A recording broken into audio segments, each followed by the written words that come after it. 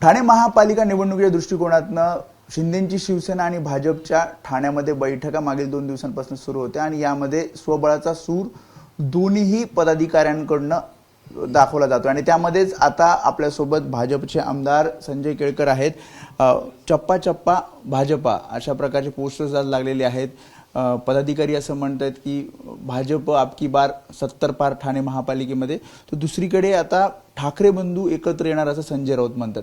कसं या सगळ्याकडे तुम्ही बघताय? चप्पा चप्पा भाजपा ही फार जुनी गोष्ट आहे आमची आणि देशभरातली आहे।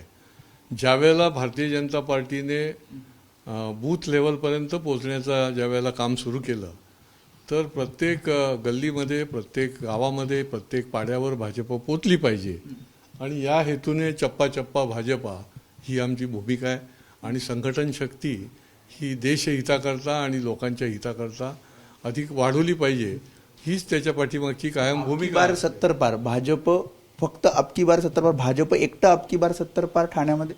भारतीय जनता पार्टीच्या कार्यकर्ते अत्यंत उत्साहामध्ये आहेत आणि त्या उत्साहामध्ये त्यांनी जवळजवळ आता 8 वर्षानंतर निवडणुकीला सामोरं जायला मिळतंय आणि त्या उत्साहामध्ये त्यांनी ह्या सगळ्या घोषणा उत्स्फूर्तपणे दिल्या आहेत।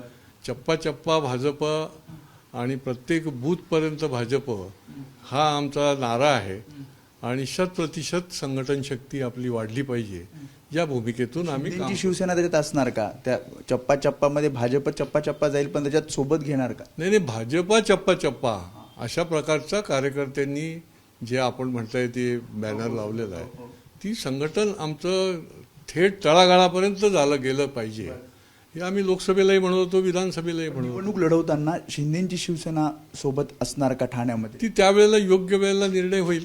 90 दिवस बाकी आहे जवळपास, जर आपण बघितलं निर्णय तर होऊ शकतो ना, त्याच्यामध्ये तो काही भाग नाही। पण आज जी भूमिका कार्यकर्त्यांनी व्यक्त केलेली आहे ती आज समोर येते आहे।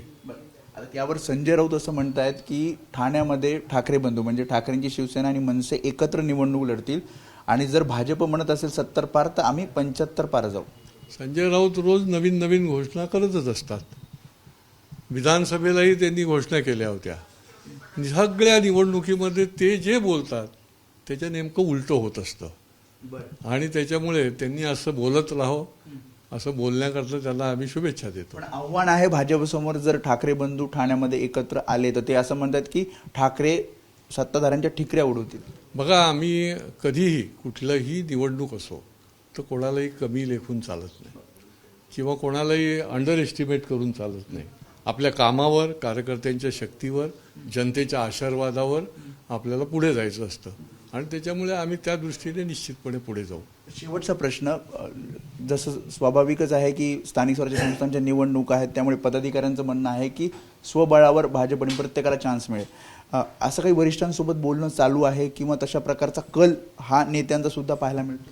नाही, साधारणपणे स्थानिक स्वराज्य संस्थेच्या निवडणुकीच्या संबंधात जो निर्णय आहे तो पहिल्यांदा स्थानिक मंडळींना विचारून त्यांच्याशी चर्चा करून घेतला जातो आणि त्याच्यामुळे इथली जी लीडरशिप आहे, शेवटी आमचं सामूहिक नेतृत्वावर, सामूहिक विचारावर विश्वास आहे, कोणा एकाच्या निर्णयावर नाही। त्याच्यामुळे योग्य वेळेला योग्य निर्णय घेतला जाईल। त्यामुळे होते आमदार संजय केळकर त्यांनी सांगितले की जरी कार्यकर्ते पदाधिकारी भाजपचे उत्साही आहेत मात्र जो निर्णय आहे तो योग्य वेळेला योग्य नेते हे घेतील। कॅमेरामन विनय राजभर समेत वेदांत नेब, एबीपी माझा, ठाणे। एबीपी माझा, उघडा डोळे बघा नीट।